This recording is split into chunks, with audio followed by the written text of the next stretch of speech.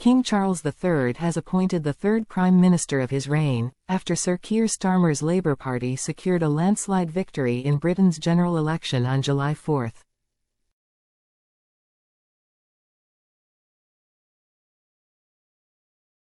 The King called Starmer to Buckingham Palace at 12 p.m. London time, or 7 a.m. Eastern Time, on Friday to officially ask him to form a government in the monarch's name, which is the British equivalent of a swearing-in ceremony.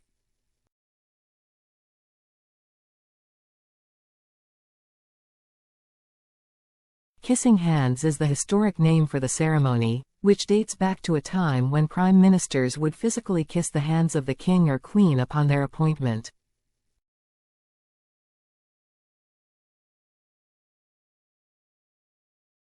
Over time, the gesture has been discontinued. The meeting between the monarch and prime minister takes place in private and is the first of the weekly audiences that are held between the head of state and the head of government.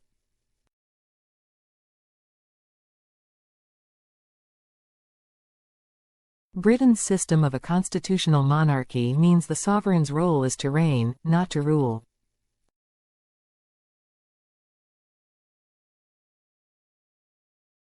Though Charles is the head of state and national figurehead, he holds no political power.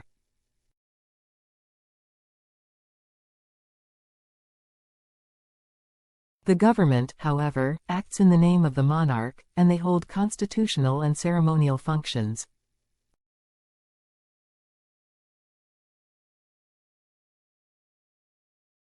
These include formally appointing the Prime Minister and other ministers of state, acting on the advice of the government, giving royal approval to bills that are signed into law, and opening and suspending parliamentary sessions.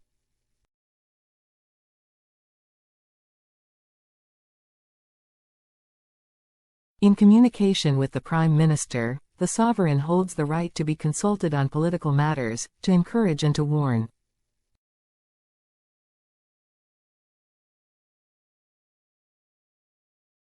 On Friday, Charles and Starmer were photographed shaking hands in the formal audience room of Buckingham Palace, marking the beginning of a new premiership, a significant milestone in British political history as it ends 14 years of Conservative Party rule.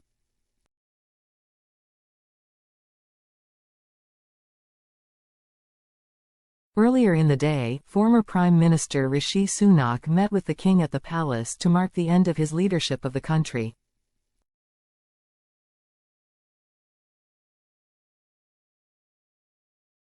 Sunak took office in October 2022 following the resignation of his predecessor, Liz Truss.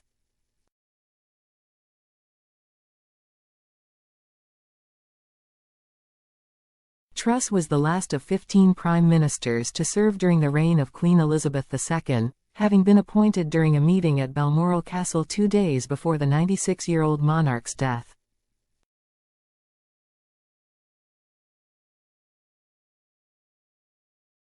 Sunak and the Conservatives had the largest defeat in their party's history at the polls on Thursday, losing more than 200 seats in the House of Commons.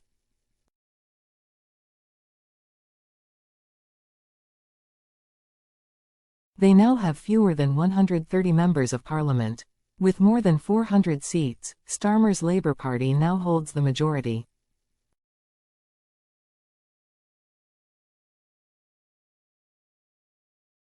On July 9, Starmer is set to step onto the world stage, making his international debut as Prime Minister at the NATO summit being held in Washington, D.C.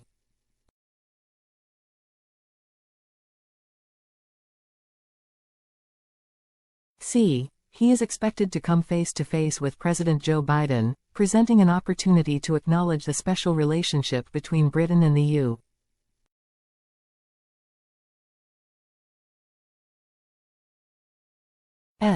When he returns to Britain, the new Prime Minister is set to prepare his government's core policy goals for the upcoming term, which would be written into a speech by Starmer's staff and read by Charles at the state opening of Parliament.